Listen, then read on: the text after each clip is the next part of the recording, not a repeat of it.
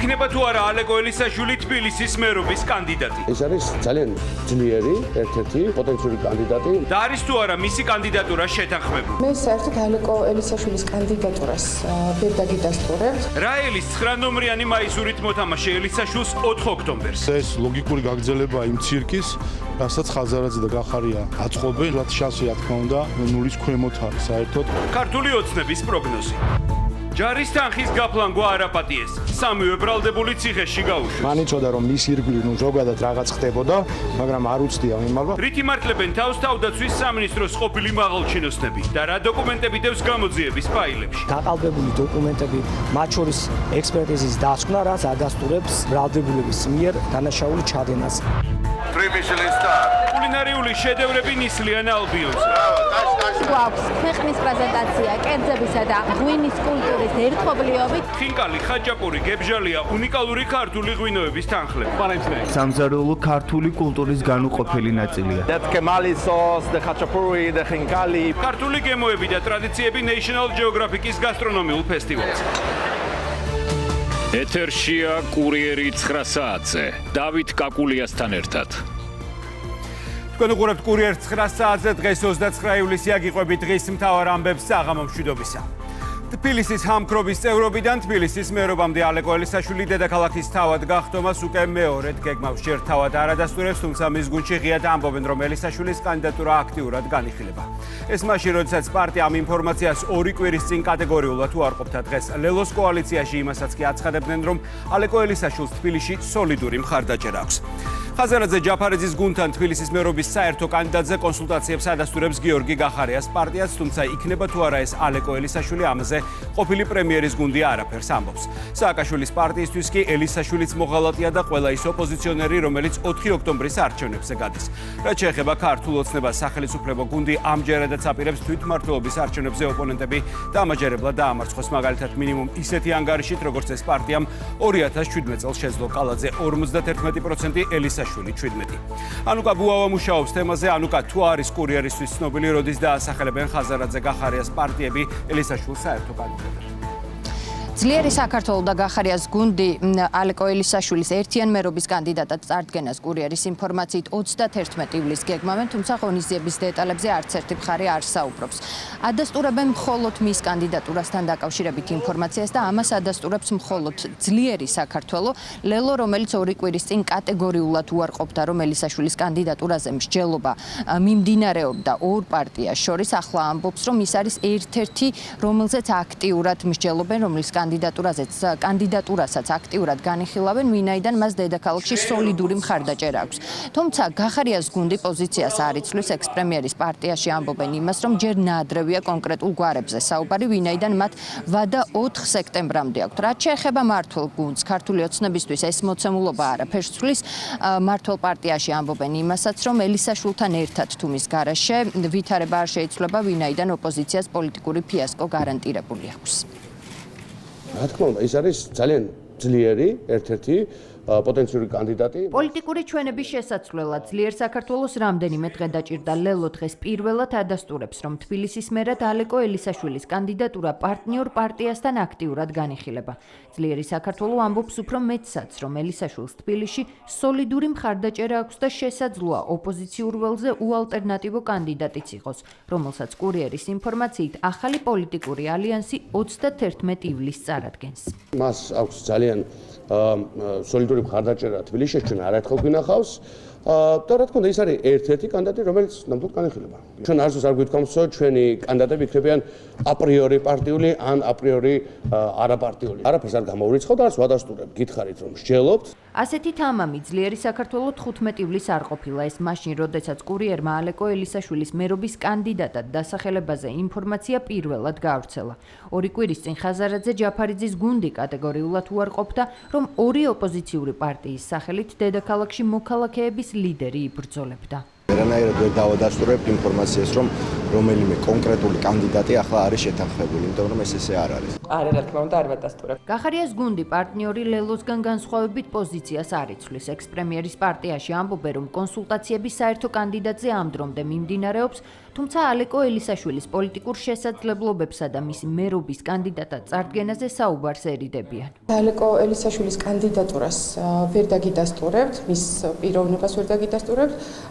კიდევ ერთხელ გიმეორებთ, რომ ეს არის პროცესი, სამუშაო პროცესი, მიმდინარეობს კონსულტაციები ორ პარტიას შორის. მთავარი ფიგურანტი დუმს და კურიერის ზარებს არ პასუხობს, ვიდრე ალეკო ელისაშვილი დაადასტურებს, ან უარყოფს მის მეორედ მოსვლას მუნიციპალური არჩევნების მარათონზე ნაციონალური მოძრაობა მას მარცხს უწინასწარ მეტყველებს. ექს-პრეზიდენტის პარტიაში კიდევ ერთხელ ამბობენ, რომ მათთვის ყველა მოღალატეა, ვინც თვითმმართველობის არჩევნებში მონაწილეობს. 70%-ზე მეტი როცა ამბობს, რომ აპარიორი ეს არჩევნები არის რუსული სპეცოპერაცია. ალეკო ელისაშვილი კი არა, დიმიტრი გელოვანი ვერ შეცვლის ამ განწყობას. ეს არის დოღი მეორე ადგილისთვის. სახელმწიფო გუნდისთვის პოლიტიკური რეალობა არც ელისაშვილის დასახელების შემთხვევაში იცვლება. ქართული ოცნება, რომელიც მორიგი გამარჯვებისთვის ემზადება, ღაზარაძე ჯაფარიძის ალიანსში გადასულ ელისაშვილს მერობის მარათონში მეორე ფიასკოს უწინასწარ მეტყველებს.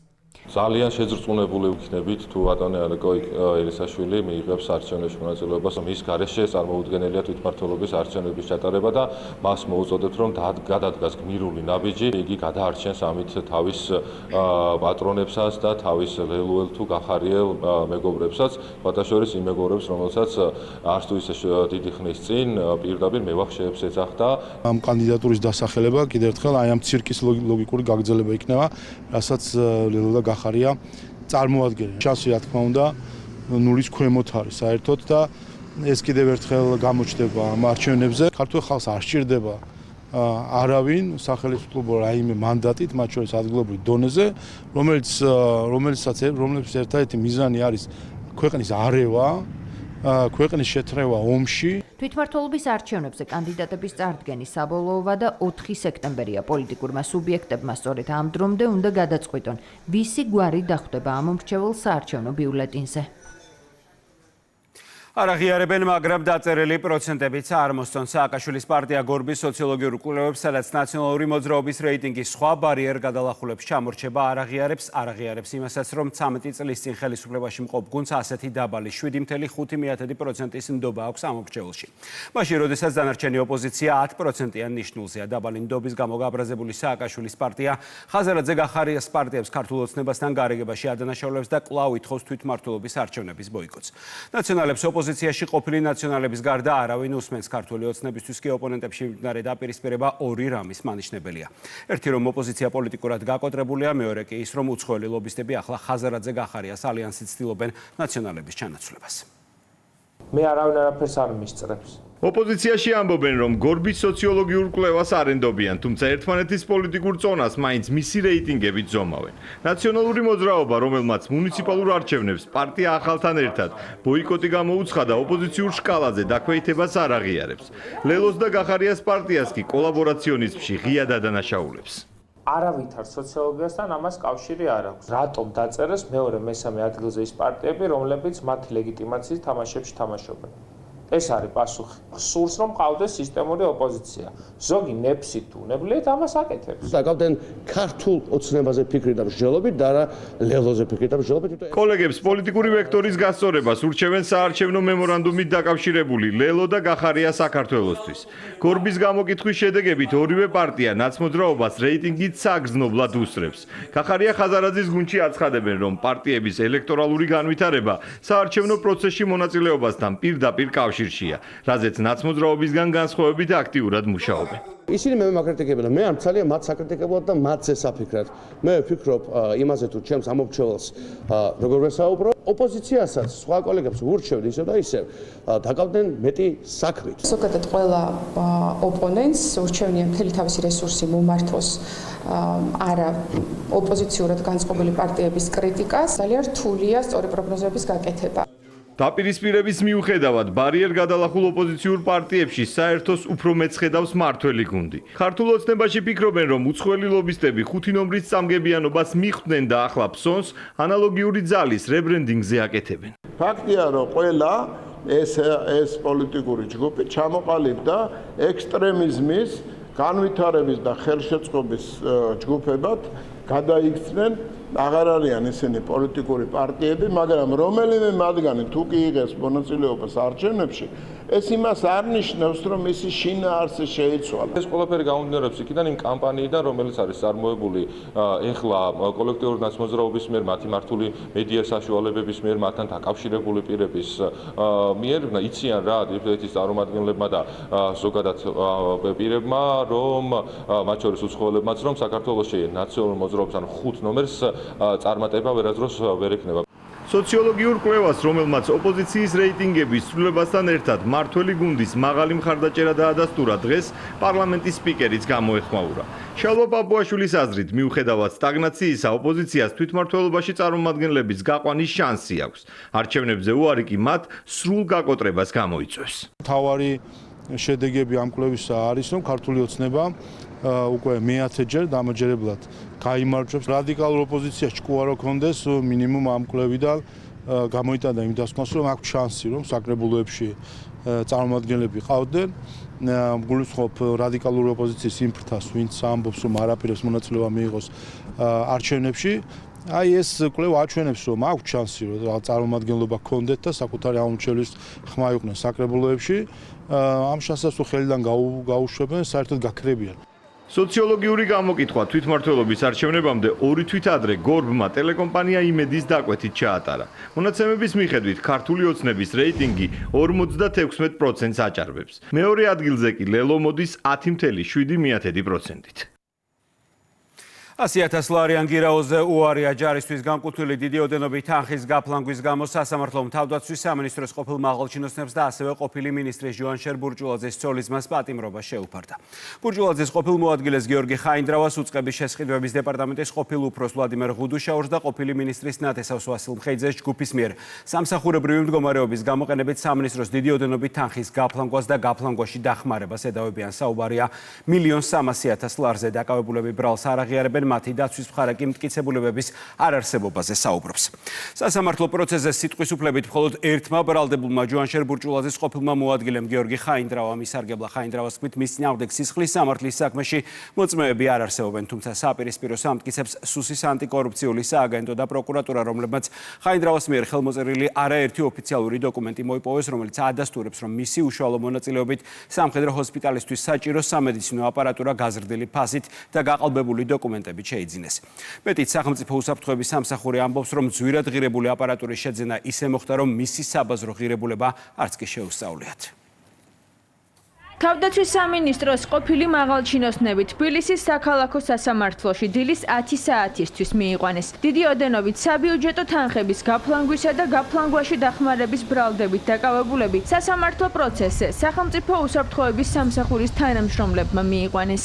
მოცემულ საქმეზე იყო შესაბამისი ოპერატიული ინფორმაცია. ოპერატიული ინფორმაციის საფუძველზე დაიწყო გამოძიება. მოპოვებული იქნა არაერთი მტკიცებულება, მრავალი მტკიცებულება, მათ შორის გაყალბებული დოკუმენტები, მათ შორის ექსპერტიზის დასკვნა, რაც ადასტურებს ბრალდებულების მიერ დანაშაული ჩადენას. დაახლოებით 1 საათიანი განხილვის შემდეგ მოსამართლე ირაკლი ხუსკივაძემ გიორგი ხაინდრავას, ვლადიმერ ღუდუშაურსა და ვასილ მხეიძეს წინასწარი პატიმრობა ადგილზე თათბირით შეუფარდა და თქვა, რომ სრულად აკმაყოფილებს პროკურატურის შუამდგომლობას. გადაწყვეტილების გამოცხადებამდე სიტყვის უფლებით მხოლოდ ერთმა ბრალდებულმა, თავდაცვის ყოფილი მინისტრის ყოფილმა მოადგილემ ისარგებლა. გიორგი ხაინდრავამ თქვა, რომ წარდგენილ ბრალს არ ეთანხმება. ამ ეტაპზე რაიმე სახის კომენტარს სისხლის სამართლის საქმის მიზნებიდან გამომდინარე ვერ დავაფიქსირებ. მიმალვის საფრთხის დასაბუთება ხდება ბევრი კრიტერიუმით და აქ ბრალდების მხარემ რაც გააჟღარა, არც ერთი კრიტერიუმი არ იყო დასაბუთებული, იმიტომ რომ გამოკითხული იყო 10 ივლისს, მან იცოდა რომ მის ირგვლივ ზოგადად რაღაც ხდებოდა, მაგრამ არ უცდია მიმალვა, მათ შორის მტკიცებულებების განადგურებასთან დაკავშირებით. ვერ გეტყვით, ესეც უნდა შევათანხმო.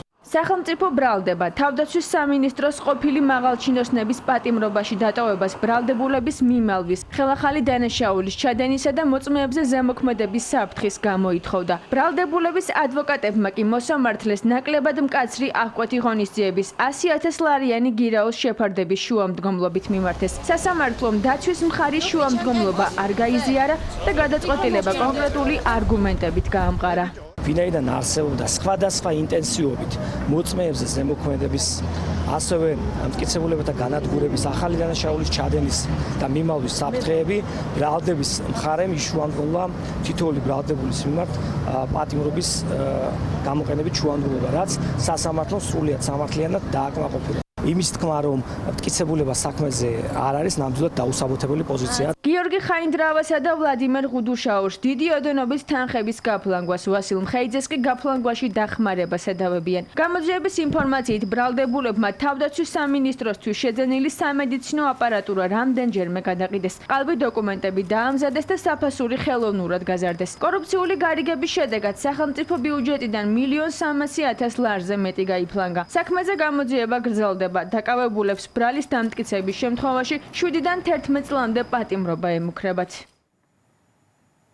შედევა პარლამენტის სპიკერების მე-6 მსოფლიო კონფერენციას მასპინძლობს, რომლის მთავარი მიზანი საპარლამენტო ლიდერებს შორის მაღალი დონის დიალოგის ხელშეწყობა და აქტიური თანამშრომლობა. კონფერენცია 5 წელიწადში ერთხელ იმართება და რამდენიმე დღის განმავლობაში ევროკავშირისა და სხვა ქვეყნების საკანონმდებლო ორგანოს ლიდერები არაერთ მნიშვნელოვან საკითხს განიხილავენ. ეძებენ პრობლემების გადაჭრის გზებს და ახალ სამშვიდობო ინიციატივებს. შვეიცარიაში პარლამენტის სპიკერების საერთაშორისო კონფერენციაზე იმყოფება შალვა პაპუაშვილიც, რომელიც გენერალურ დებატებში მიიღებს მონაწილეობას და კოლეგას სპიკერებს სიტყვით მიმართავს. დაგეგმილია საქართველოს პარლამენტის თავმჯდომარის მაღალი დონის შეხვედრებით სხვა ქვეყნების სპიკერებთან. კესო ქაფიანიძე იმყოფება ჟენევაში და ახლა ის პირდაპირ ეთერში მოგყვება რა თემებზე აპირებს ყურადღების გამახვილებას შალვა პაპუაშვილი გენერალურ დებატებზე. ქვეყნის მთავარი და პირველი კანონმდებელი ჟენევაში მიმდინარე პარლამენტის თავმჯდომარეთა მსოფლიო კონფერენციას საქართველოს ეროვნული ინტერესების წინ წამოსაწევად მსოფლიო და საერთაშორისო ასპარეზზე წინ წამოსაწევად გამოიყენებს ჟენევაში გამართულ გაეროს ოფისში გამართულ და მიმდინარე კონფერენციაში და ფორუმში მონაწილეობას იღებს მსოფლიოს თითქმის ყველა ქვეყნის პარლამენტის თავმჯდომარე 115 სპიკერისგან შემდგარ კონფერენციაზე მთავარი სასაუბრო თემა და განსახილველი საკითხია ქვეყნის მსოფლიოში არსებული ვითარება, გეოპოლიტიკური პროცესები და ამ პროცესებში მშვიდობის მნიშვნელობა და ამ გზაზე სამშვიდობო ინიციატივების და ახალი გზების მოძიების პროცესი. შალვა პაპუაშვილი მონაწილეობას მიიღებს ხვალ გამართულ პანელურ დისკუსიაში, რომლის მთავარი თემაც არის სამშვიდობო ინიციატივები, კონფლიქტების პრევენცია და ამ პროცესში ახალი გზების მოძიება. საქართველოს პარლამენტის თავმჯდომარე ხვალ გენერალურ დისკუსიაშიც და გენერალურ დებატებშიც მიიღებს მონაწილეობას, სადაც ყურადღებას გაამახვილებს როგორც მშვიდობის მნიშვნელობასა და აუცილებლობაზე, ასევე საქართველოს ტერიტორიულ მთლიანობაზე, ოკუპირებულ ტერიტორიებზე არსებულ ვითარებასა და არაღიარებული პოლიტიკის განმტკიცებაზე. 5 წელიწადში ერთხელ ტარდება ამ დონის ღონისძიება და რა თქმა უნდა მნიშვნელოვანი არის, რომ ასე მეტი ქვეყანა პარლამენტის თავმჯდომარების დონეზე არის წარმოდგენილი და არის უნიკალური შესაძლებლობა კოლეგებთან შეხვედრების, კომუნიკაციის და ჩვენი სახელმწიფოს ეროვნული ინტერესებიდან გამომდინარე საკითხების განხილვის. მექნება შესაძლებლობა ამ დღეებში როგორც კოლეგებთან შეხვედრის, ორმხრივი შეხვედრების, ისევე ზოგადად კონფერენციის ფარგლებში საუბრის და ასევე შესაძლებლობა რომ სიტყვით გამოვიდე კოლეგების წინაშე იმ თემებთან დაკავშირებით, რაზეც კონფერენცია ტარდება, რა თქმა უნდა ჩვენი მხრიდან ქართული გადმოსახედიდან იქნება ეს ყველაფერი წარმოდგენილი. საქართველოს დელეგაციის ხვალინდელი დღე საკმაოდ დატვირთულია პარლამენტის თავმჯდომარე კოლეგებს, სხვადასხვა ქვეყნის წარმომადგენლებს შეხვდება და ორმხრივ შეხვედრებს გამართავს. დღეს საქართველოს პარლამენტის თავმჯდომარე უკვე შეხვდა კოლეგა სლოვაკ კოლეგას, მათ ორმხრივ ქვეყნებს შორის არსებულ ურთიერთობაზე, ამ ურთიერთობის სამომავლო პერსპექტივებსა და ეკონომიკურ ურთიერთობებზე ისაუბრეს. შეხვედრაზე ყურადღება გამახვილდა საქართველოს ტერიტორიულ მთლიანობაზე, საქართველოს წინსვლაზე ევროკავშირისკენ მიმავალ გზაზე. შალვა პაპუაშვილს, როგორც უკვე გითხარით, დღეს ერთი ორმხრივი შეხვედრა უკვე გამართა და ის ამ წუთებში უკვე დასრულებულია. ის ხვალ 10-მდე კოლეგას შეხვდება როგორც აზიის, ისე ევროპული ქვეყნების წარმომადგენლებს. ჩვენ ვისაუბრეთ ორმხრივ ურთიერთობებზე, გავცვალეთ ინფორმაცია როგორც საქართველოში, ასევე სლოვაკეთში შიდა პოლიტიკურ ვითარებაზე, ასევე ვისაუბრეთ სლოვაკეთის მხარდაჭერაზე, საქართველოს ევროპაში ინტეგრაციის გზაზე, ასევე გქონდა გამოთქმული ის წუხილი, რომ ევროკავშირში სამწუხაროდ ზოგიერთი ქვეყანა არასწორად აფასებს ვითარებას თუ შეიძლება გარკვეული პოლიტიკური სიმპათიები გააჩნიათ მაგ და ამიტომ ეს ყველაფერი რა თქმა უნდა ზიანს აყენებს საქართველოს ევროპულ ინტეგრაციას. გქონდა საკმაოდ გულითადი საუბარი, სლოვაკეთი რჩება საქართველოს ევროპული ინტეგრაციის მხარდაჭერად. ჟენევაში გაეროს ოფისში იმართება პარლამენტის თავმჯდომარების მსოფლიო კონფერენცია. ის 5 წელიწადში ერთხელ ტარდება და ამ დროისთვის ის რიგით მე-6 კონფერენცია იმართება. საქართველოს დელეგაცია არის წარმოდგენილი ჟენევაში. ის 3 დღის განმავლობაში, შეხვედრების 3 დღის განმავლობაში გაგრძელდება და როგორც უკვე გითხარით, პარლამენტის თავმჯდომარე გენერალურ დებატებში მიიღებს მონაწილეობას. მადლობა. კესო კაფიანიძე საუბრობდა ჟენევიდან, სადაც პარლამენტის სპიკერების მე-6 მსოფლიო კონფერენცია მიმდინარეობს და სადაც სიტყვით შალვა პაპუაშვილი გამოვა.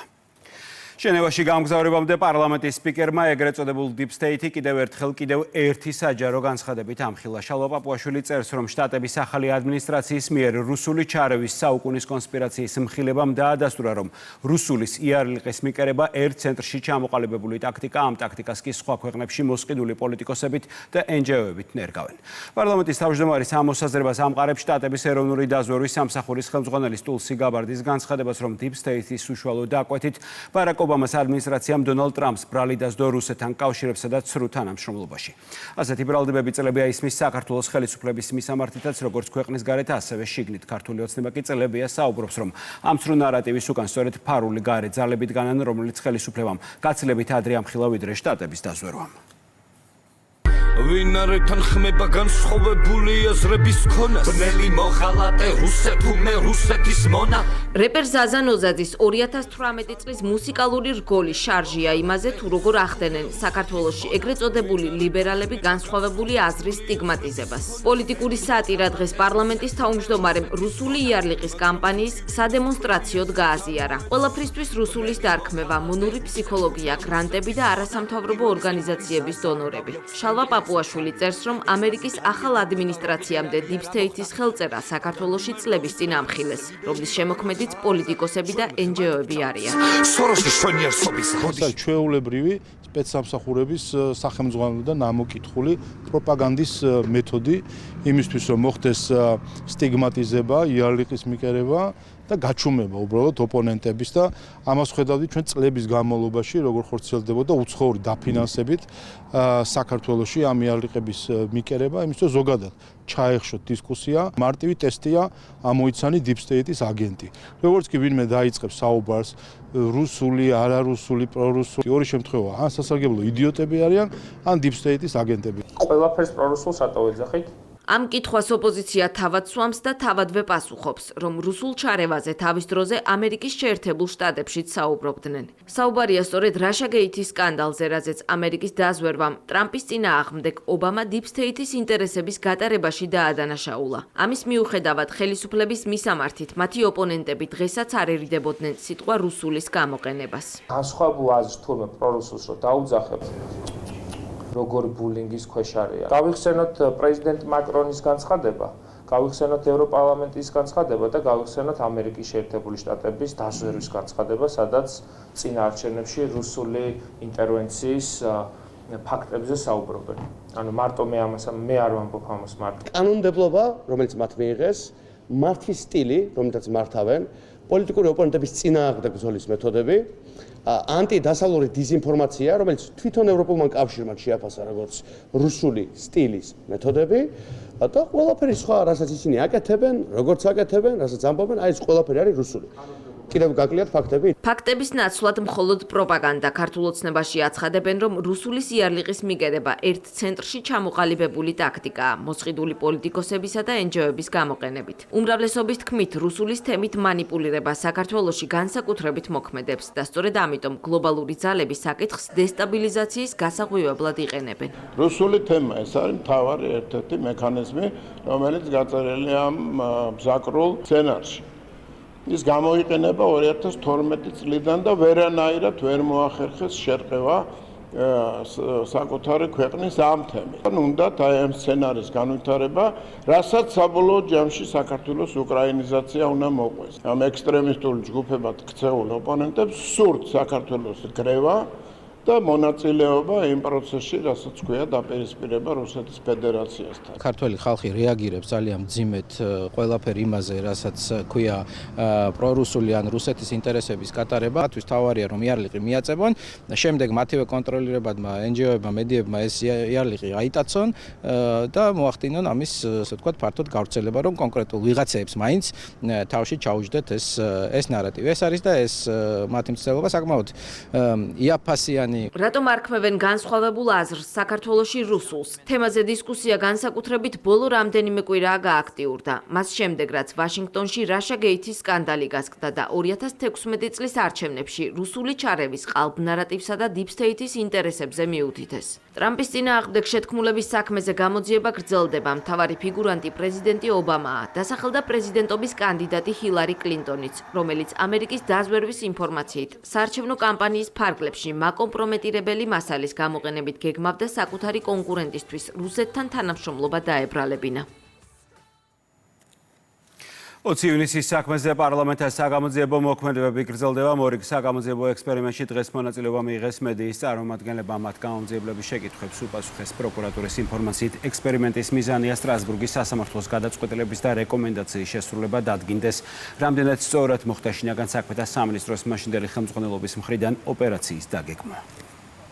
აშუქებდი აქციას, რა დროსაც 9 აპრილის მემორიალთან მომხდა რეზინის ტყვია. რამოდენიმე წამის შემდეგ გავაგრძელე ჩვეულებრივი მუშაობა და აღმოჩნდა, რომ გამიწეთა მაისური. ძალიან კაია რომ მიმდინარეობს გამოძიება. ძალიან ცუდია რომ გვიან, მაგრამ კარგია რომ მიმდინარეობს. ყველა კმაყოფილი ვიქნებით, მათ შორის თქვენც და საზოგადოებას თუ ვინმე მსგავსი პიროვნება იქნება დაჭერილი ან პასუხისგებაში მიცემული. ჩატარდა საგამოძიებო მოქმედებები დაზრალებულების მონაწილეობით, კერძოდ საგამოძიებო ექსპერიმენტები. უშუალოდ შინაგან საქმეთა სამინისტროს საექსპერტო კრიმინალისტიკური დეპარტამენტის ექსპერტ კრიმინალისტების, თბილისის პროკურატურის გამომძიებლების და უშუალოდ დაზრალებულების მონაწილეობით, რაც მიზნად ისახავს დანაშაულის სრული სურათის აღდგენას და იმავდროულად დანაშაულის ჩამდენ პირთა იდენტიფიცირებას. გუდაურთან მომხდარი ტრაგედიიდან 3 წელი გავიდა. 2022 წლის 29 ივლისის ტრაგიკულ შემთხვევას სასაზღვრო პოლიციის მფრინავები, მაშველები და ექიმები ემსხვერპლდნენ. სამსახურებრივი მოვალეობის შესრულების დროს დაღუპულთა ხსოვნას დღეს პატივი მიაგეს შინაგან საქმეთა და ჯანდაცვის მინისტრებმა. ისინი ტრაგედიის ადგილზე ჩავიდნენ. სასულიერო პირებმა კი პარაკლისი აღავლინეს, რომელსაც ორივე უწყების წარმომადგენლები, მეხანძრე, მაშველები, სასაზღვრო პოლიციის მფრინავები და დაღუპულთა ოჯახის წევრები დაესწრნენ.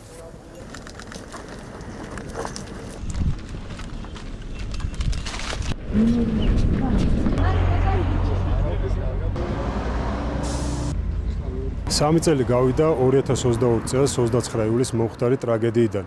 გუდაურში ვერტფრენის კატასტროფის დროს გარდაიცვალა 8 ადამიანი, მათ შორის 2 მეხანძრე მაშველი. დღეს კიდევ ერთხელ ამოვედით, რომ პატივი მივაგოთ გარდაცვლილ 8 ადამიანს. ჩვენ დავკარგეთ ჩვენი კოლეგები, მფრინავები, მაშველები და სასწრაფოს ექიმები. ისინი იყვნენ ჩვენთვის გმირები და მისაბაძე ადამიანები. დღეს ამოვედით გუდაურში მათ მემორიალზე და პატივი ვეცით მათ ხსოვნას. მინდა კიდევ ერთხელ ღმერთმწუხარება გამოვხატო გუდაურში დატრიალებული ტრაგედიის გამო. სამსახურებრივი მოვალეობის შესრულებისას ჩვენ დავკარგეთ ჩვენი ქვეყნის ღირსეული მოქალაქეები, ჩვენი ექიმები, მაშველები, მფრინავები, ეკიპაჟის წევრები. ისინი ემსახურებოდნენ ყველაზე დიდ მიზანს, რაც არის ადამიანის სიცოცხლის გადარჩენა. ევროკავშირის სტრატეგიულ სუვერენიტეტს კარგავს ევროპის სისუსტის ნიშანი. უკვე მეორე დღე ევროკავშირის წევრ სახელმწიფოებში ბრიუსელსა და ვაშინგტონს შორის ტარიფებზე მიღწეული შეთანხმების შემდეგ ასეთი შეფასებები ისმის. ევროპა უკმაყოფილოა ურსულა ფონ დერ ლაიენის მოლაპარაკებების შედეგით, უფრო კონკრეტულად კი იმით, რომ ევროპულ პროდუქციას 15%-იანი ტარიფი დაუწესდება. აქტიურობს საფრანგეთი და გერმანია, რომლის კანცლერმაც ღიად განაცხადა, რომ შედეგით კმაყოფილი არ არის. ფრიდრიხ მერცმა უკვე დაანონსა ისიც, რომ გერმანიის ეკონომიკა მნიშვნელოვნად დაზარალდება, ქვეყანაში კი ინფლაცია გაიზრდება. კრიტიკული განცხადებები ისმის ევროპარლამენტშიც, რომლის ვიცე-პრეზიდენტმა შოტლანდიაში გაფორმებულ შეთანხმებას ევროპის სისუსტის აშკარა ნიშანი უწოდა. გერმანიის ეკონომიკას ამ ტარიფების გამო მნიშვნელოვანი ზიანი მიადგება. თუმცა სრულიად დარწმუნებული ვარ, რომ ეს მხოლოდ გერმანიით და ევროპით არ შემოიფარგლება. საფრანგეთისა და უნგრეთის შემდეგ ამერიკის შეერთებულ შტატებსა და ევროკავშირს შორის მიღწეული სავაჭრო შეთანხმებით უკმაყოფილოა გერმანიაც. ფრიდრიხ მერცი ურსულა ფონ დერ ლაიენის გადაწყვეტილებას სპეციალურ ბრიფინგზე გამოეხმაურა და თქვა, რომ არსებული სავაჭრო ტარიფები არა მხოლოდ გერმანიის ეკონომიკას, არამედ ევროკავშირის წევრ სხვა სახელმწიფოებსაც დააზარალებს. ურსულა ფონ დერ ლაიენს გადაწყვეტილებას უწუნებს ევროპარლამენტის ვიცე-პრეზიდენტიც. ვაცნობიერებ, რომ მოქმედი ტარიფები განსაკუთრებით ევროკავშირიდან ექსპორტზე 15%-იანი გადასახადი, ამერიკის შეერთებული შტატებიდან იმპორტზე 0%-იან ტარიფთან შედარებით მნიშვნელოვანი ტვირთია ექსპორტზე ორიენტირებული გერმანული ეკონომიკისთვის. ეს სრულიად ნათელია. ამ შედეგით კმაყოფილი არ ვარ. სრულიად დარწმუნებული ვარ, რომ ეს მხოლოდ გერმანიით და ევროპით არ შემოიფარგლება. ამ სავაჭრო პოლიტიკის შედეგებს ამერიკაშიც დავინახავთ. ამის გამო არა მხოლოდ ინფლაცია გაიზრდება, არამედ იქნება უარყოფითი გავლენა ტრანსატლანტიკურ ვაჭრობაზე. ეს შეთანხმება არ არის გარღვევა, არამედ ევროპის სისუსტის აშკარა ნიშანია. კომისია უზარმაზარ ზეწოლას დაემორჩილა თანასწორი პირობებით სამართლიანი შეთანხმების ნაცვლად. ახლა ჩვენ გვაქვს კომპრომისი, რომელიც ტვირთად აწვება ევროპის ძირითად ინდუსტრიებს და კიდევ უფრო აღრმავებს ჩვენ სტრუქტურულ დამოკიდებულებას ამერიკის შეერთებულ შტატებზე. ვაშინგტონსა და ბრიუსელს შორის დადებული შეთანხმება რამდენიმე პირობას მოიცავს. გადაწყვეტილების მიხედვით ევროკავშირი ამერიკისგან 750 მილიარდი დოლარის ღირებულების ენერგორესურს და სამხედრო შეიარაღებას შეისყიდის. ასევე ბრიუსელი ამერიკის შეერთებული შტატების ეკონომიკაში დამატებით 600 მილიარდი დოლარის ინვესტიციას განახორციელებს.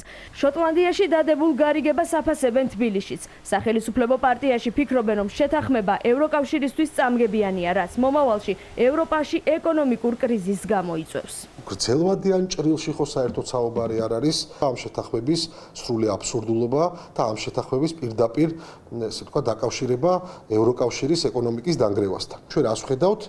ვალდებულებას თითქმის იგივე თანხის რომ ინვესტიცია უნდა გაკეთდეს ევროკავშირიდან, ასევე ენერგორესურსებზე ფაქტობრივად სრულ მიბმას ამერიკის შეერთებულ შტატებთან. მე ვთვლი, რომ ეს არის კაბალური შეთანხმება. დონალდ ტრამპსა და ურსულა ფონ დერ ლაიენს შორის მიღწეულ შეთანხმებაში პრობლემას ვერ ხედავს ოპოზიციის ნაწილი.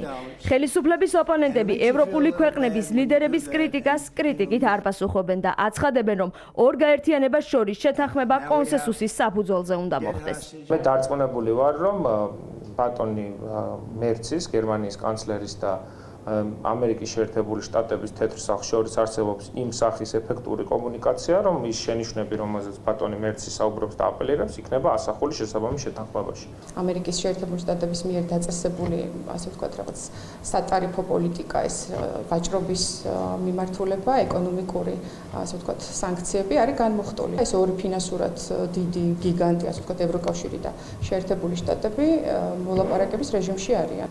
სავაჭრო ომის თავიდან აცილების მიზნით დადებული შეთანხმება კიდევ ერთ პუნქტს მოიცავს, რომლის მიხედვითაც ამერიკა მთავარ სავაჭრო პარტნიორს იმპორტირებული საქონლის დიდ ნაწილზე 30%-ის ნაცვლად 15%-იან ტარიფებს დაუწესებს. სახელმწიფო გუნდში მიაჩნიათ, რომ დონალდ ტრამპმა ამერიკის დღის წესრიგის გატარება შეძლო. ევროკავშირს კი ეკონომიკური კრიზისი ემუქრება. ქართულ ოცნებაში აცხადებენ, რომ საქართველოს გლობალური გამოწვევების მიუხედავად სტაბილური ეკონომიკური გარემო შეინარჩუნა. რაც პრაგმატული პოლიტიკის დამსახურებაა. ხედავთ თქვენ თავად ევროპელების შეფასებას, რომ ამას აფასებენ ევროკომისიის პოლიტიკურ კრახად, მათ შორის იმ მხრივ, რომ საერთოდ კითხვის ნიშნის ქვეშ არის რამდენად ქონდა უფლებამოსილება ევროკომისიას, რომ ასეთ საკითხებზე ეწარმოებინა მოლაპარაკება და მიეცა თანხმობა, როგორც არის იარაღის შესყიდვა, ტარიფების ასე შეთანხმება და ასე შემდეგ. შეუძლებელია გაკეთდეს 600 მილიარდის ინვესტიცია ამერიკის შეერთებულ შტატებში ევროკავშირის მიერ. ევროკავშირის სისტემა მზად არ არის.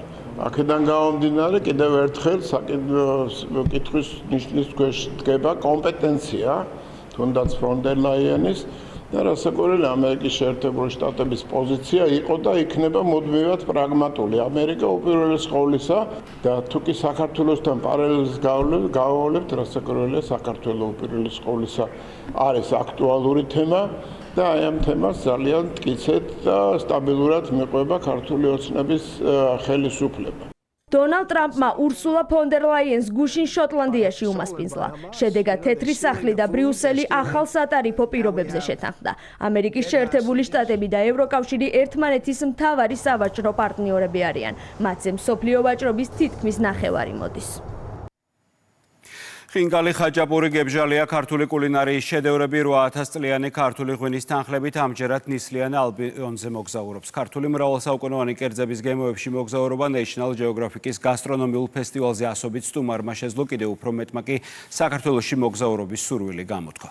ინგლისელების განსაკუთრებული მოწონება ნიგვზიან კერძებთან ერთად ქვევრის ღვინომაც დაიმსახურა. ახლა National Geographic-ის გასტრო ფესტივალის სტუმრებს ტურიზმის ადმინისტრაცია უკვე საქართველოში ტურისტების რანგში ელოდება. ქართული სამზარეულო მართლაც გამორჩეულია. გაქვთ გასაოცარი კერძები, ძალიან მომეწონა. ქართული კულინარიის საუკეთესო ნიმუშები დიდ ბრიტანეთში, National Geographic-ის გასტრონომიულ ფესტივალზე. მსოფლიოს სხვადასხვა წერტილიდან შეკრებილი გურმანები ჩვენი ქვეყნის სამზარეულოს გაეცნენ.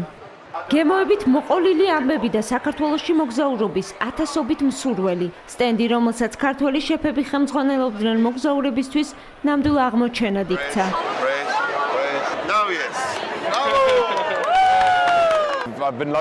ძალიან გამიმართლა, რომ დავაგემოვნე ხინკალი და ხაჭაპური. მომეწონა, რომ ხშირად იყენებენ ნიგოს ქართულ სამზარეულოში, რაც მართლაც უგემრიელესია.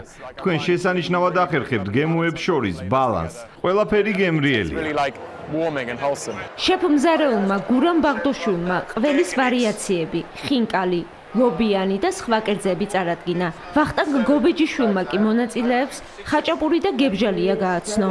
საქართველოს აქვს საოცარი ისტორია, სამზარეულო ქართული კულტურის განუყოფელი ნაწილია. სუფრა, სათხიგრძელოები, სხვადასხვა სახის კერძები, როგორც მთაში, ასევე ქალაქში. ამ ყველაფერს ქვეყნის კულტურაში მნიშვნელოვანი ადგილი უჭირავს. მნიშვნელოვანია საქართველოს ამ ფესტივალზე მონაწილეობა. ტურიზმის ეროვნული ადმინისტრაცია ფესტივალზე უკვე მეორედ წარდგა. ღონისძიებაში ღვინის ეროვნული სააგენტოც მონაწილეობდა. 2 დღის განმავლობაში სტუმრებმა სხვადასხვა ჯიშის ყურძნისგან დამზადებული ღვინოები დააგემოვნეს. ქონდა 2 მასტერკლასი ქართული ღვინის, სადაც გავაცანით ქართული ღვინის ისტორია, ჩვენი ტრადიციები, ქვევრის მეთოდი, ქვევრისში დაყენების ღვინის მეთოდი. საქართველოს მეორე წელია უკვე აქტიურად იღებს მონაწილეობას. ჩვენს აქტიურად ვართ ჩართულები საოცროს კომუნიკაციის ფარგლებში. ეს ძალიან მნიშვნელოვანი ღონისძიებაა, ვინაიდან ძალიან ხელს უწყობს საქართველოს პოპულარიზაციას. 2 დღის განმავლობაში გვაქვს ქვეყნის პრეზენტაცია კერძებისა და ღვინის კულტურის ერთობლიობით. იცით, რომ ეს პროდუქტი ტურიზმისთვის ერთ-ერთი ყველაზე პოპულარული პროდუქტია. ბრიტანეთი ჩვენთვის სამიზნე ბაზარია, განსაკუთრებით მას შემდეგ ბევრად გავააქტიურეთ მარკეტინგული კამპანიები, რაც პირდაპირ ფრენები დაინიშნა. წელს გასტრო ფესტივალს მსოფლიოს სხვადასხვა ქვეყნიდან 6000-ზე მეტი ვიზიტორი დაესწრო. ტურიზმის ეროვნულ ადმინისტრაციაში კი აცხადებენ, რომ ღონისძიებაში მონაწილეობა საქართველოს საერთაშორისო ტურისტულ რუკაზე უფრო მეტად წარმოაჩენს. ასეთი იყო დღევანდელი დღე 29 ივლისი და კურიერი 9 საათზე დარჩით. რუსთავი 2-ზე რამდენიმე წუთში ლაშა დვალიშვილის მსოფლიო ჩემპიონატის დღეურები დაიწყება. მე კი დღეს ამით ვასრულებ მუშაობას და ხვალამდე გემშვიდობებით ნახვამდის.